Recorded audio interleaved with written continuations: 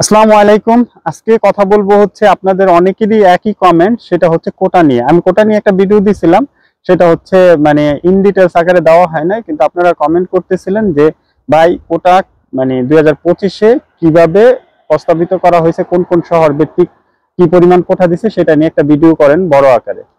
আর অনেকের হয়তো বা নুলাস্তা নিয়ে দেশে বসে আছেন, তাদের জন্য হয়তো বা এই ভিডিওটা না, তারা হয়তো বা হাস্য মানে মনে করতে পারেন হাস্যকর যে এতদিন পরে। আমি কিন্তু এই ভিডিওটা অলরেডি দিছি, কিন্তু ওই ভিডিওটা আমি জাস্ট সামারি আকারে দিছিলাম আর বলছিলাম যে আপনাদেরকে ডিটেলস আকারে দেবো। তো এখানে যেটা করছে তারা সিজনালে এইবার কিন্তু ভাই যে মানে আবেদন কম হয়েছে, ক্লিক কম হয়েছে, তারপরেও কিন্তু এইবার কিন্তু কোটার ক্যাটাগরিটা একটু বেশি।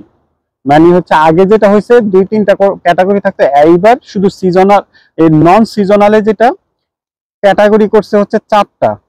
একটা হচ্ছে আপনার মেয়েদের জন্য যেটা কোটা, আর এটা নর্মাল কোটা। তার মধ্যে ইন্ডিয়ানদের জন্য একটা কোটা আছে, তিউনিসিয়ানদের জন্য একটা কোটা আছে, তারপর হচ্ছে ডোমেস্টিকের জন্য একটা কোটা আছে।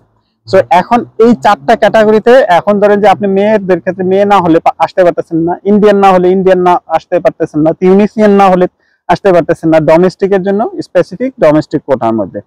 তো এই কোটার মধ্যে শুধু আপনার একটা কোটা হচ্ছে কভার করতেছে, সেটা হচ্ছে ধরেন এক শহর অনুযায়ী, যেটা হচ্ছে আবর্জ হচ্ছে চৈতি থেকে হচ্ছে যেটা মেয়েদের জন্য এটা 58টা দিছে, কিন্তু ইন জেনারেল হচ্ছে 68টা কোটা, এবং ইন্ডিয়ার জন্য 5টা, তিউনিসিয়ার 2টা এবং 12টা হচ্ছে ডোমেস্টিকে। সো এরকম হচ্ছে লাকুলিয়াতে হচ্ছে 24টা হচ্ছে মেয়েদের জন্য, 3টা হচ্ছে খুবই কম কোটা, আর 3টা হচ্ছে আপনার ইন জেনারেল, আর 25টা ইন্ডিয়া, তিউনিসিয়া 7টা, 14টা পেসকারাতে হচ্ছে 71, 78, 10, 7, 14। টার্মো হচ্ছে 211, মেয়েদের কোটা অনেক বেশি 252, ইন জেনারেল 11, 5, 57। এখানে 4টা ভাগ। সো আমি ইন্ডিয়ান এবং টিউনিশিয়ান যেটা আছে সেই দুইটা বাদ দিয়ে বলতেছি। সেখানের মধ্যে হচ্ছে এখানে মাটেরাতে হচ্ছে 327টা মেয়েদের জন্য, 420টা হচ্ছে ইন জেনারেল, আর ডোমেস্টিকে 28টা। এখানে পটেনজিয়াতে হচ্ছে 95টা হচ্ছে 95, 90 আর 14। কালাবেরিয়াতে আপনার যেই রিজনটা আছে সেটা হচ্ছে কাতেন জেরোটা হচ্ছে 20 আর 15, 1। কসেনজাতে হচ্ছে 59, 33 আর হচ্ছে 20। তারপর হচ্ছে ভ্যালেন্টিয়াতে হচ্ছে 35, 36, 2, 14। কাম্পানিয়া রিজনে যেটা হচ্ছে অ্যাভেলিনেতে 157, 60, 17। নেপোলিতে হচ্ছে 467, 385। সালের্নোতে হচ্ছে 239, 120, 56। এখানে বোলিনিয়াতে হচ্ছে 380, 390, 71। ফোরলিতে 74, 72, 23।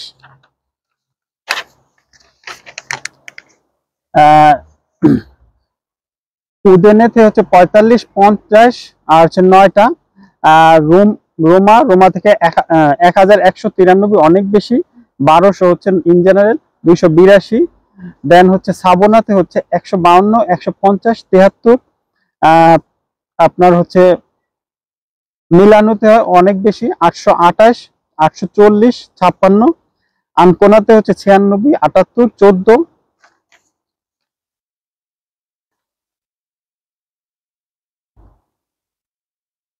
বাড়িতে হচ্ছে 904, 270। বাড়িতে ডোমেস্টিক অনেক বেশি 927। ফোগিয়াতে হচ্ছে 265, 360, 17। সাসিরিতে হচ্ছে 46, 30, 28। সিসিলিয়া যে রিজনটা সেখানের মধ্যে হচ্ছে কাতানিয়াতে 133, 110, 50। মেসিনাতে হচ্ছে 85, 48, 56। সেরকুসাতে 123, 120, 42।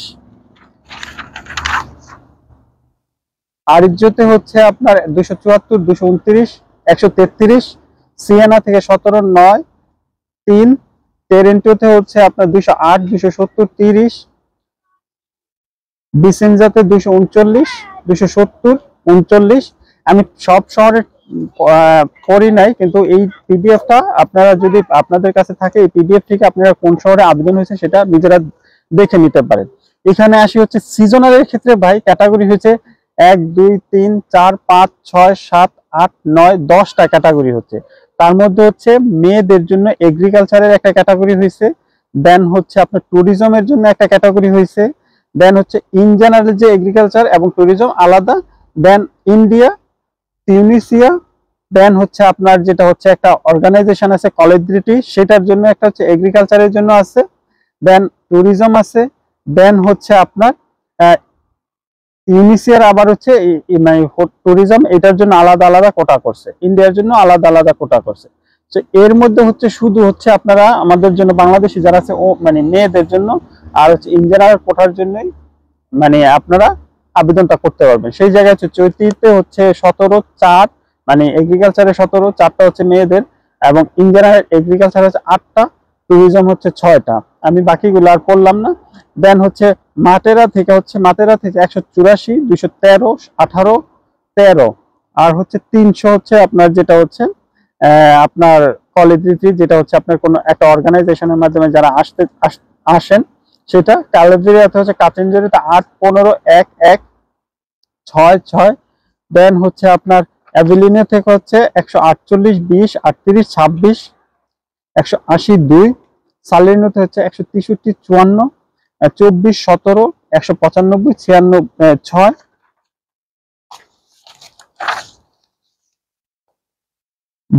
বুলগেরিয়াতে হচ্ছে 93, 11, 18, 13, 120, 3। পার্মা থেকে 31, 11, 3, 2। রিমিনি থেকে 70, 58, 39, 27, 60, 30। উদিনে থেকে 96, 33, 50, 35, 83, 12। রোমাতে অনেক বেশি 339, 608, 61, 43, 132, 600। সাবনা থেকে হচ্ছে 40, 13, 5, 4, 48, 12। কোমো থেকে 12, 11, 3, 2, 12, 12।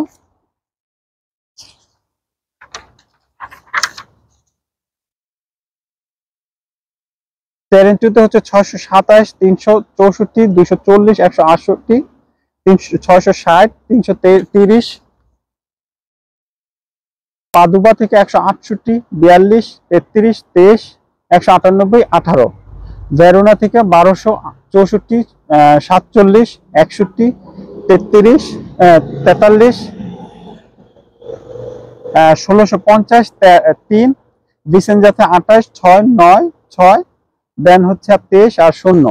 তো আমি ওভারঅল সব শহরগুলো পড়ি নাই, কারণ আপনারা এই পিডিএফটা নিজেরা একটু নামায় দেখবেন একটু যে আপনার শহরে যে কতগুলো কোটা আছে। যদি কোটা বেশি থাকে আপনার সুযোগ মানে চান্সটাও বেশি থাকে নুরাস্তা ওঠার, এবং ইটালিতে আসার সুযোগটা বেশি।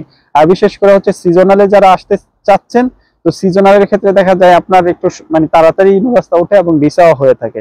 যে কোটাটা দেখলাম এটা আমি আগেও দেখছি, সেটা হচ্ছে এই বছর কিন্তু গভর্নমেন্ট হচ্ছে একটা মানে মেয়েদের জন্য আলাদা কোটা দিছে। তো আমাদের দেশে বাংলাদেশে অনেক আপুরা আমাকে কমেন্ট করেন যে মেয়েরা কি মানে ফ্লুসিতে আসতে পারবেন কিনা। মেয়েরা ফ্লুসিতে আসতে পারবেন, সিজনালেও আসতে পারবেন, নন সিজনালে আসতে পারবেন, এবং সিজনালে এগ্রিকালচারও আসতে পারবেন, কারণ এখানে মেয়েদের ভালো পরিমাণ একটা কোটা দিছে।